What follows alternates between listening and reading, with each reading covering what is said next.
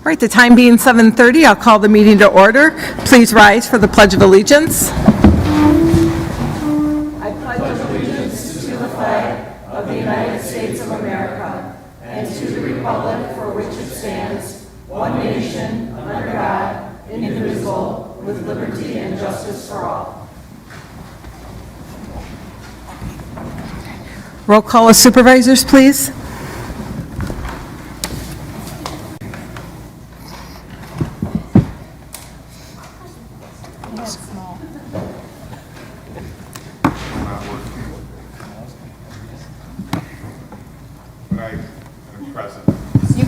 You should be able to hit it. There should be a thing in the corner. There it goes.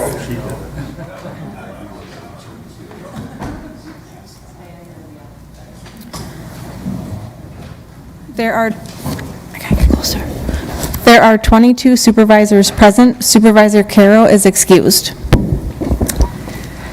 Now we will have the presentation of the 2026 Kenosha County budget by County Executive Kirkman.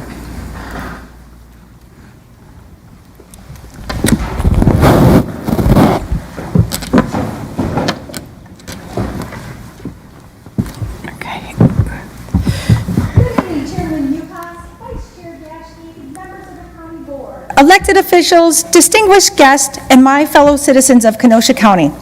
It's my pleasure to come before you tonight with my 2026 county budget proposal. I say my budget, but in many ways it's our budget. Through our early collaboration in the budget vision session in the spring, and the CIP preview meeting this summer, and many individual conversations that we've had on the budget. It has many of your fingerprints on it. Working together over the last 3 years, we've produced strong budgets that address the needs of the county. And I look forward to the continued strong collaboration with the county board this year and in the future. In 2025, we celebrated a few key milestones, providing opportunities to reflect on our legacy. Kenosha County, along with our city partners, turned 175 years old this year. In the grand scheme of things, it won't be long before we're celebrating our bicentennial in 2050. And our courthouse marked its 100th birthday this year. Thank you to everybody who joined us on August 24th at the outstanding courthouse centennial celebration, complete with the UW Marching Band and some very special guests. Our beautiful courthouse is a historic gem, and it's our obligation and privilege to preserve it for future generations. And we're doing just that with the ceremonial courtroom restoration, which is well underway, a project that would have not been possible without the generous support of the community and the backing of the county board.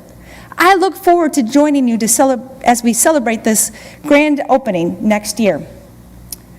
We have a strong legacy of AAA, one that was extended for the 5th year in a row in August, when S&P Global reaffirmed our top-level bond rating.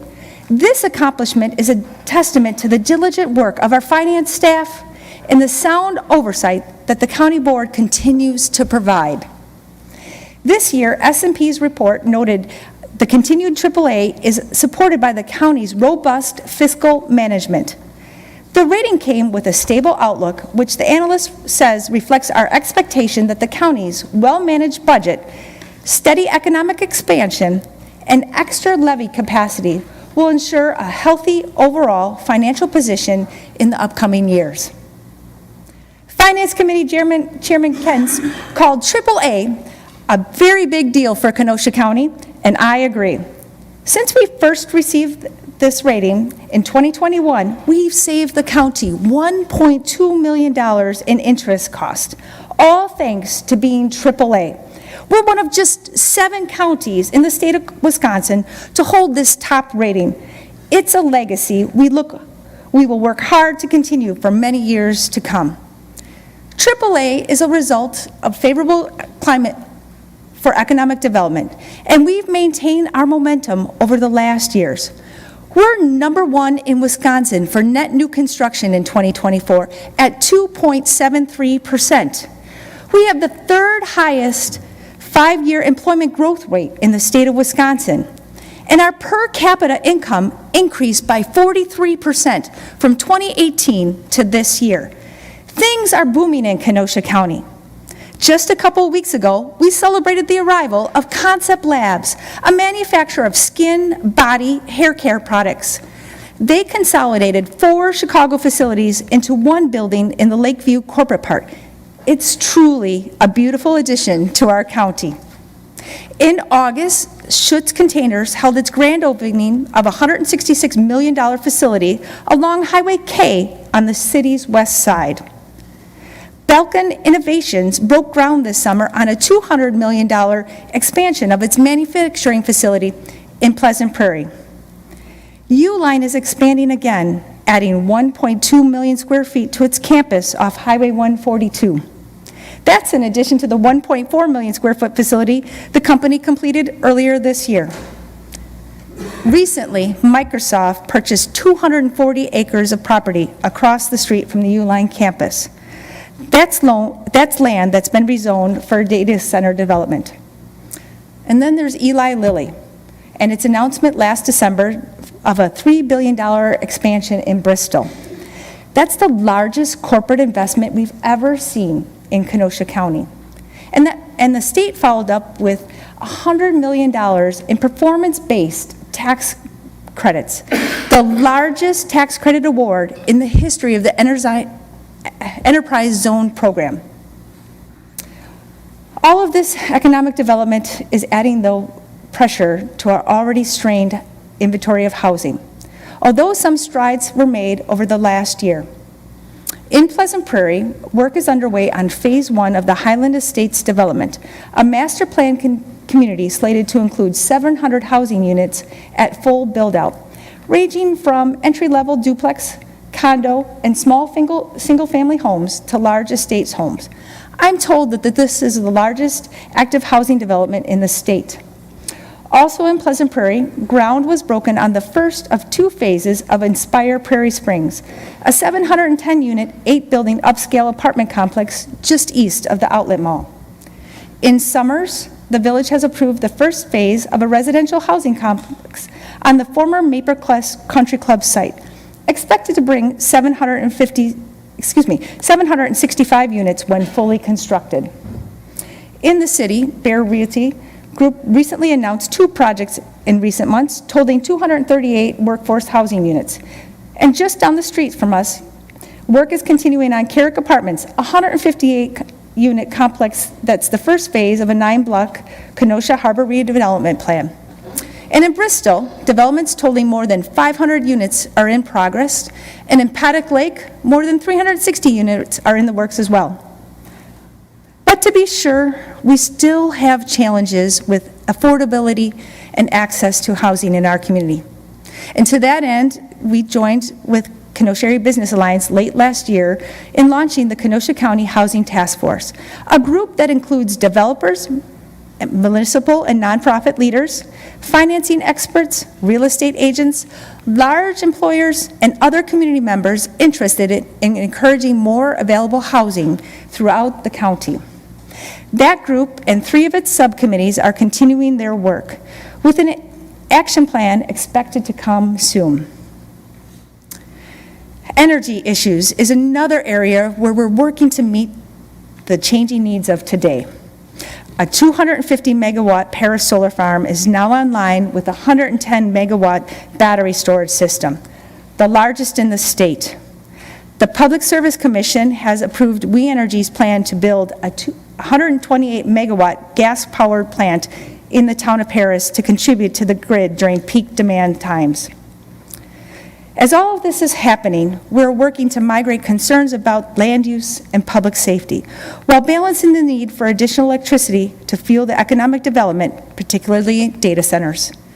In many cases, there aren't any easy answers, and I commend the county board for its support of zoning ordinances that set parameters, in so much as we are able to do so, for solar farms and battery storage systems. Amid all of this development we're seeing in the county, public safety is an area where we're maintaining our focus, and this budget reflects that.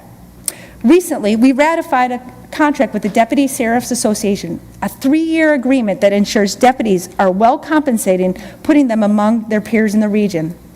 We're also backfilling some budgetary deficits in overtime and including a funding in this budget for a study to look at the sheriff's office operations. And in the DA's office, I've had several conversations with District Attorney Solis. We're funding his #1 priority, software, to make it more efficient for prosecutors to view body camera footage as they work their cases. The Joint Services Board has adopted a thoughtful budget that's also incorporated in our county budget. Kudos to Joint Services Board Chairwoman Monica Uhas and Supervisor Morrissey for their collaboration on this. And we're making a commitment to supporting our mental health for our deputies, an issue that was part of last year's budget deliberation.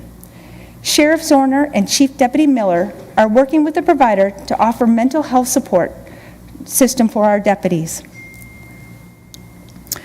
Our 2025 budget included a new position at the intersection of law enforcement and human services, the embedded social worker, who's there to connect people to resources when the deputies respond to calls that involve behavioral health issues.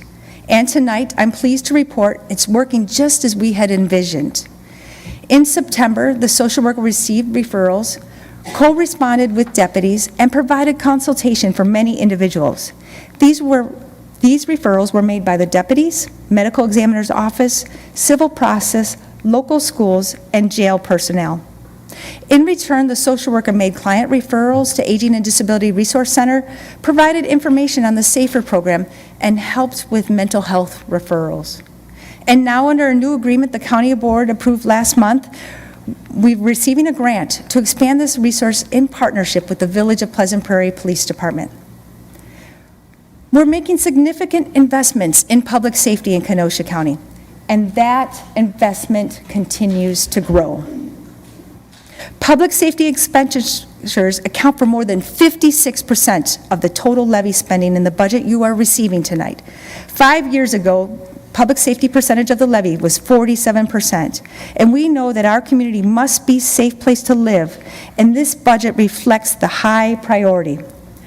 Over the 5 years from 2022 through the budget you're receiving tonight, we've invested nearly $199 million in levy funds into public safety. And in 2026, we're levying more than $12 million more for public safety than we were in 2022. The budget before you continues our investments in infrastructure, which are an important contributor to economic development and our quality of life. We're maintaining our commitment to paving at least 13 miles of county roadways, and we're funding the reconstruction of Highway W from Wilmot to the state line, work to be conducted next year. And we're continuing to work towards major projects to come as we finish outgoing projects. In 2026, some of the legacy projects the county board supported are the new Human Services Building, bringing services to the heart of the 5 most challenged neighborhoods in a state-of-the-art facility that I'm confident will stand the test of time. The Pike River South Branch project, we're acquiring the land now and putting shovels in the ground next year. And we're making a commitment to conducting engineering for the much-needed Kemper-Schenner shoreline revetment work. Meantime, our golf courses are continuing to support themselves. Tonight, I'm excited to report the total number of rounds played is now slightly ahead of where we were at the same time last year. And if the weather holds out, fingers crossed, we could beat our 2024 all-time record. We're doing all of this while we're recognizing the importance of affordability. People have had to make changes within their family budgets due to increasing costs. And we're doing the same in county government. We're working to stretch our dollar further. For the first time in recent memory, the total headcount of county employees is decreasing slightly in this budget through attrition. By making strategic investments in evaluation of filling our vacancies. At the same time, we're not backing away from allocating additional resources where it makes sense. In workforce development, this budget adds a lead economic support specialist trainer position. With this role, we'll be able to onboard new employers more quickly. This will help keep us fully staffed and reduce our call wait times. all in an effort to keep our error rate low, which is extremely critical to ensure we do not lose federal dollars. We want to make sure the people who should be receiving services are getting them, and those who don't are not. On an aside, I'd like to give a shout out to our outstanding Veteran Services team. Director Jennifer Blasi and her staff played a key role in steering nearly $140 million in VA benefits to Kenosha County residents in 2024, up from $123 million earlier this year, or last year. We received these figures just last week from the VA. Let's give the Veteran Services team a hand.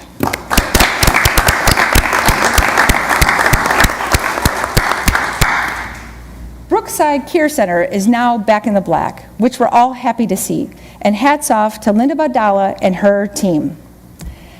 And give support to Brookside, focusing on maintaining quality services, as we have added a compliance and education nurse to ensure that we continue to provide outstanding care at the award-winning facility. This registered nurse is dedicated to overseeing the training and monitoring clinical and regulatory compliance, with an opportunity to serve as a liaison for healthcare providers, residents, and their families. We're looking at things critically, working to rein in costs where it's possible and prudent, while advancing our priorities of public safety and infrastructure. We're making strategic uses of our tax dollars. I look forward to the continued collaboration with the County Board as you review this budget in great detail over the next weeks.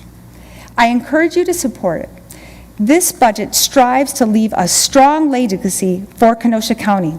May God bless you, may God bless America, may God bless Kenosha County. Thank you.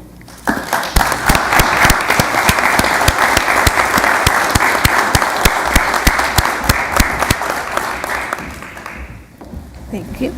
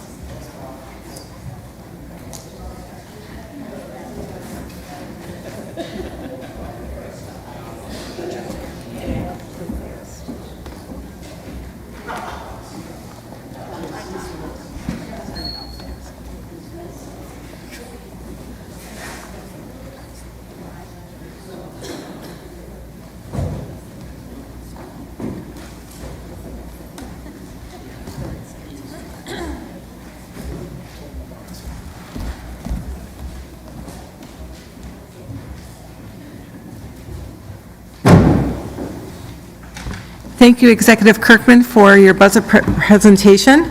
Moving on to citizens' comments. Are there any citizens wishing to speak?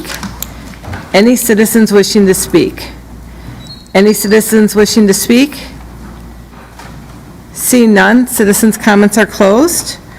Moving on to announcements of the chair. Just a friendly reminder, if you have not turned in your reimbursement forms for WCA, please be sure to do that by Thursday to the clerk's office so they can get everything processed in a timely fashion. If anyone needs a form or has questions, feel free to reach out to Amanda. She'd be more than happy to help you. And then tonight, we have one youth in governance attending. We have Timothy Kudrasa. Nice to see you again. You've been here quite often. It's nice to see you. Thank you for being here. And moving on to supervisor reports. Supervisor Grady. Thank you, Madam Chair. Just to give you some highlights of our most recent Public Works Committee meeting. Some of them have been talked about already this evening, so not to go too much into detail, but just give you a synopsis. As it relates to the Kemper Shoreline Anderson Arts Center, that is a low spot. The city has done their revetment adjacent to that, and we're looking at having budgeted monies next year for the analysis of that and actually moving forward with design. So that'll be in the works, and you'll be seeing more of that next year. In terms of things that are wrapping up and finishing up, Old Settlers Playground has a new park that's been installed. It's kind of a technical thing because it has to meet certain requirements, insurance requirements and so forth, so it has to be done by an outside concern. But that is basically wrapping up, and it's turned out quite nice. Alluded to earlier also was Pike River Phase 3, which is the area in Petrifying Springs. Very nicely done. I mean, great professional job. We're confident that with the emergence of these new native grasses and so forth, it'll be a self-sustaining thing and we'll not have to put additional funds into the maintenance of this, as it should be returned to somewhat of its more, would you say, natural conditions.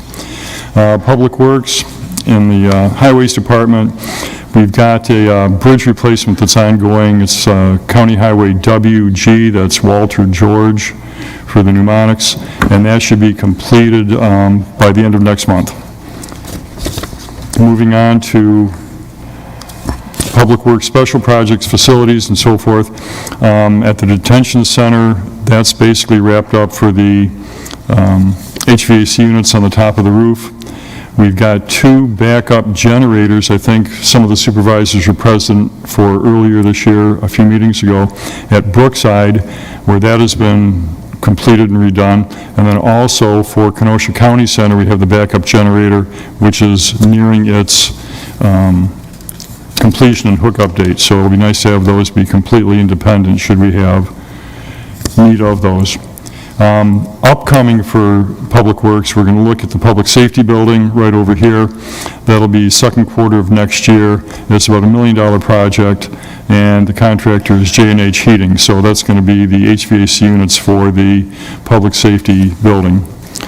Taking a look at some of the other things we have with our facilities, Brookside is undergoing a windowsill and flooring replacement, meaning that the windowsills, instead of projecting out and being potential hazards if someone should slip or fall and you could injure yourself on it, are now being made more flush with the wall itself. It's a more modern presentation.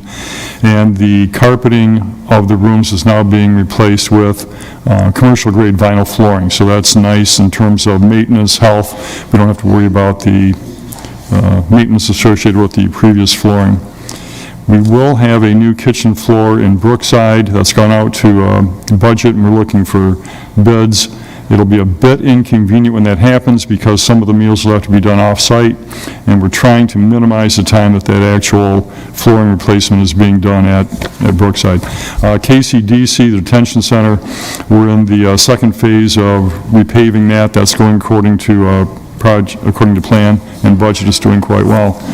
The last one we talked about, and it's always a happy spot lately, is golf. Golf is a happy situation because it's self-supporting. We're looking at being maybe 2 to 3% down in rounds this year, but due to the fact that the course is being maintained well, we got a good reputation. The leagues are completely full. You can't get a league at Petrifying Springs currently, and conducive weather is the element you really need to have. We're happy to report that it's been a successful season, and we thank you for your support. That is my report. Thank you. Thank you, Supervisor Grady. Any other supervisor reports? Seeing none, supervisor reports are closed. County Executive Appointments. Number 46, John Coffey to serve on the Silver Lake Management District Board. Refer to Planning, Development, and Extension Education Committee. Number 47, Charles Burmeister to serve on the Kenosha County Veterans Service Commission. Refer to Human Services Committee. Appointment 48, Representative Tip McGuire to serve on the Kenosha County Local Emergency Planning Committee.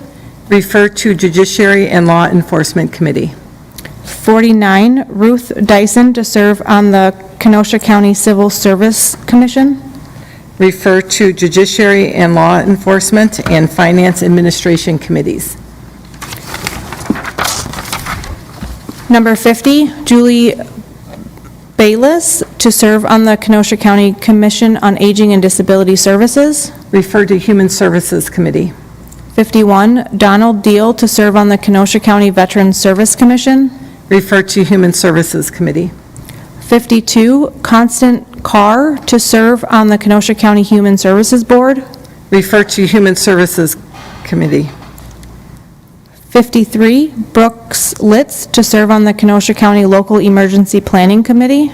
Refer to Judiciary and Law Enforcement Committee. And 54, Chris Breidelman, to serve on the Kenosha County Local Emergency Planning Committee.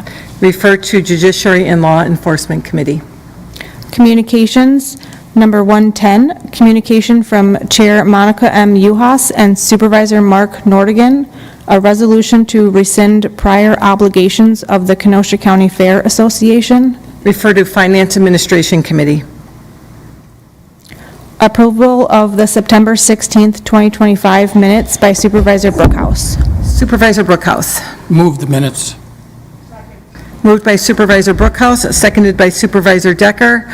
All in favor? Aye. Opposed? Minutes pass. Motion to adjourn by Supervisor Decker, seconded by Supervisor Robinson. All in favor? Aye. Opposed? We are adjourned.